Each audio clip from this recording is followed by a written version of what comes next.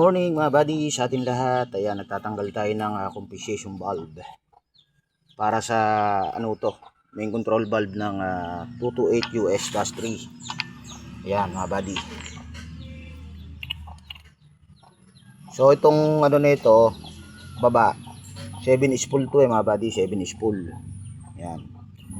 So itong pinakababa nato na compensation ay sa arm, right travel, swing, boom, yan mga buddy.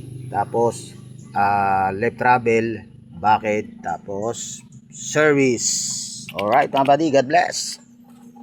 Isang mapagpalang umaga sa ating lahat, coffee lovers. Yo, nagbibigay ng tips sa mga kapwa natin hydraulic technician. Good morning mga buddy, God bless. Good morning sa lahat.